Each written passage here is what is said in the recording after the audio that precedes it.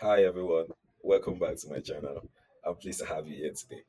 Um, yeah, so if you're new here, this channel is all about talking about business, entrepreneurship. We're also talking about like for those people that have an idea, that they want to execute or they're in the process of executing it. Um, but it seems like it's hard, right? This channel is here to educate you that it's part of the journey, right? It's you know the obstacles, the struggles, the challenges and the failures, right?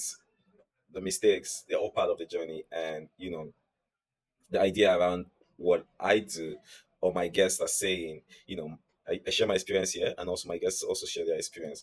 The idea around it is, demystifying success, right? To let people understand, to let people know that, you know, the obstacles, they're part of the journey, right? Failure is also part of the journey, right? If you're new, you can hit the subscribe button. It will go a long way to go in this channel. If you find anything of value on this channel, please hit the like button. Please hit the subscribe button.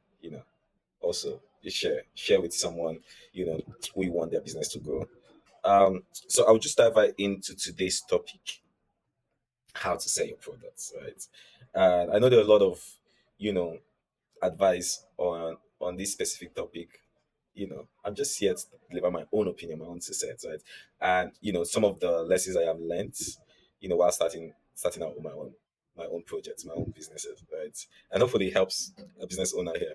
But I see a lot of you know founders, business owners, right? Starting out a business, right? And one of the biggest challenge for them is figuring out how to sell to their client, how to get clients, how to increase their sales, how to practically how to make more money, right, using their products. And I see a lot of people go the hard way, right? I would not say the wrong way, but the hard way, right? Because you see people get to um focus a whole lot on making sure the product is great, the product is this, which is not bad. But or alternatively, some people focus a lot on marketing, making a lot of posts about, this is what I sell, this is what I do, and but it doesn't necessarily translate into sales, right? And you start to get a little bit frustrated, right? And so I'll give you three steps, like a three-step guide on how to sell better, how to increase your sales, how to 10x your sales, right? Especially for a beginner, for someone that's starting. If you're new or you're starting out your business, right? See your business less than a year. Comment on under the comment section. Tell me what business you do, when you started and what your goals are, right? Under the comment section. Yeah, so for someone that started, so for people that do not know, um I had a tech business called Rabbit Africa, right? And when we launched the business, it was really difficult because we launched with no capital, right? It was a very capital intensive business, right? A business that requires use. We needed buses on the road early on. Just think of the Uber model, right? But for buses, right? And when we launched this, there were no, you know, the idea around it. There was no publicity around. There was no marketing because we didn't have money, right, to do this, right? And in the evenings, we drive down to our selected location. And first off, we don't, it's tech for people will figure it out. It didn't work that way, and then we started trying to like um lodge passengers. It still didn't work, right?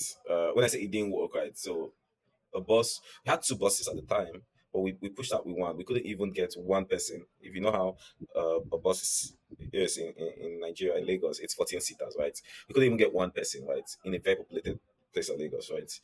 And that was end of September, right? That was just a week to October. And before November, we had more people. We had three buses, right?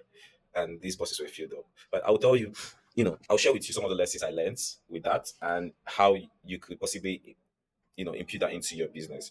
So the first step, you know, into growing a business that you're starting or, wanting to grow your current sales, right?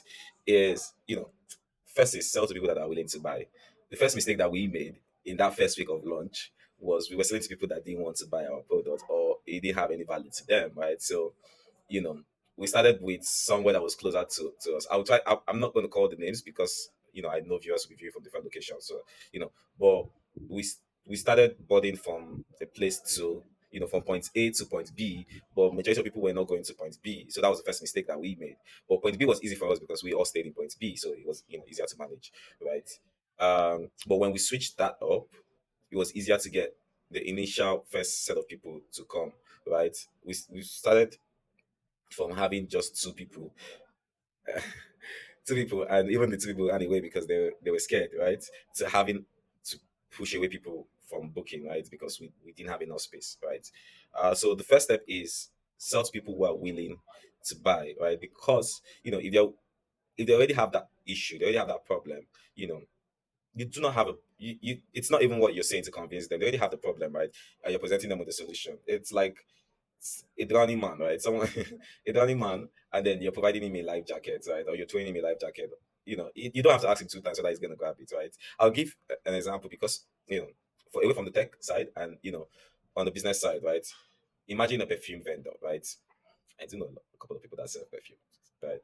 Imagine a perfume vendor and you're struggling with increasing your sales or having you know you want to increase more buyers, right? Just go to people that are willing to buy, right? For example, go to a gym. You know, the gym is a very strenuous place where a lot of activities. You have to work hard, right? And the side effect or the byproduct of that is a lot of sweat, right? And what people hate is the fact that while they work out, they sweat, and then there's an odor, right? You already have people that are willing. That's a drowning person, right? So go to them, try to become their perfume plug, right? Also sports, people that play sports. These are one of the people that the group of people that wouldn't stress you in terms of buying your products, right? And if you can give them a good offer, perfect, right? So step one is sell to people who are already willing to buy, right? It's easier to sell a Rolls Royce to a billionaire that already dreamt of having a Rolls Royce, as a child, than to sell a Rolls Royce to, a banker. No offense to a bank, no offense to a cashier, right? But it's easier to sell a Rolls Royce, right? Someone that's willing to buy. Step two is, use influencers, right? For me giving this advice, it's crazy because I'm not a big fan of influencers, and the reason why is because most companies, most businesses go about it the wrong way, right? You know, influence when you use influencers, they are they're really like effective when done the right way for a small business. And also go back to our example of the perfume vendor, right? You know, influencers could mean different things for you at that stage where you are, at the level where you are, right? It doesn't necessarily have to be like the big guys that have like 4.5 million followers and all that stuff. You can start with your friends, right? Who is that person in your circle? Who is that person that within your circle, right, your society, that has like that's popular, right? That those people, right? And you can give them a deal, right? Hey, influencer, I sell perfumes, right? If we can deal this way, right? you know, Either you pay. I strongly advise paying at the early stage because you do not have money, right? It's going to your profit, and there's no real incentive for these guys because they're also not super massive, right? They just people know them, right? So if you're good with persuasion, you can be able to persuade them to do a deal with you where for example, you do a collaboration with them where for every sales that they make, they are able to you're able to give them 20%, 15% of the sale, right? That comes through them, and all they just have to do is make a post on their social media channel, right? Um, you get one or two of these people, you're good to go, right? For example, right, and I'm niching it sold down, right? Because this works on every level as you climb up, right? So I'm niching it sold down, right? That for example, perfume vendors. Let's say you're in a university, right? Meet your class rep, right? The class representative has like almost everybody in the class number, right? Strike a deal with that person, right? And have them post on the social media channel, right? You would see conversion from that because people, it's more reach for them, and most, from who's the best footballer, right? Or who's the best, who's the model in this, just form a collaboration with them. It could work for every kind of business, right? And every stage, right? Because, at different level, say you have a tech product. Who is the tech product for travel, right? You're in travel tech. Who is the best influencer that that it's not big, but they can put their own weight, right? join collaboration with them, right, and get them to distribute, like market on your behalf, right? They have like a stake in that this thing. The the best way to go until you have a tech product is, do a limited edition for that you know influencer, for example, right? Maybe there's a popular influencer that is quite, you know in your niche, right? It's very popular in your niche, right? Do a Let's go for travel. Let's say do a one time collaboration with them where, you know because of this travel X influencer, for everyone that pay for this good trip, or for everyone that pay for this good trip, um get to travel with this influencer, for example. If they're popular, people will pay, right? And then they get to share um X amount of the profits, right? Like I said, it works with at every level, at every stage, right? You know, and you can leverage on it. The third one is prioritize repeat customers. I see a lot of people fail on this. You know, while we were working on Rabbit, right? Our biggest focus, as much as we were onboarding new users and we're looking out for new users, trying to market to get new people, our focus was always on repeat customers, right? And this is one philosophy, right?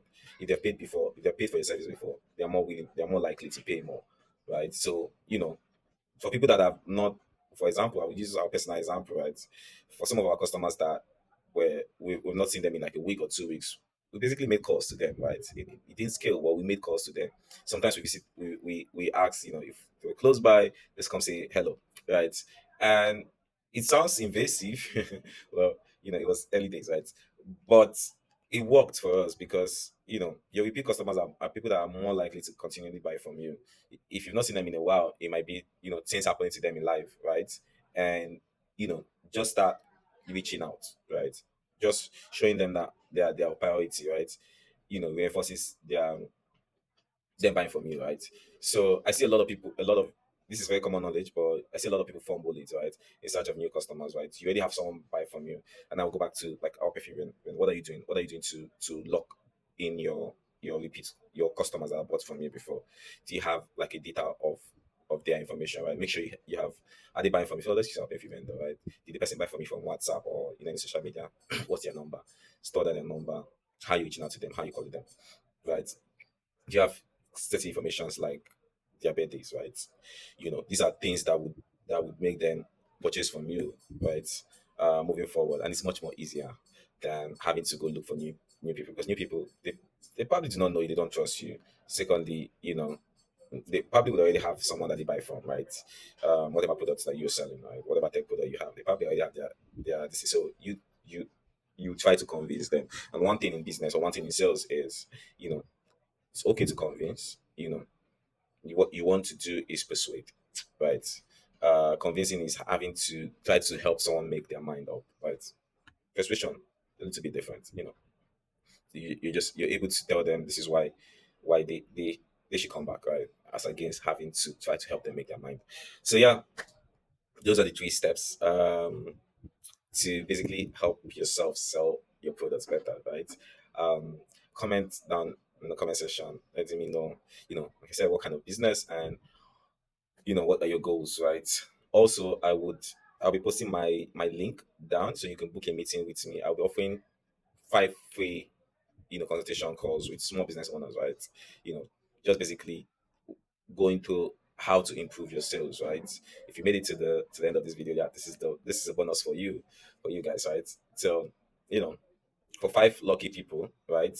You can book a session with me. My link, it will be in the description, and we can go over your business and how we can strategize and help you sell better. You know, cheers.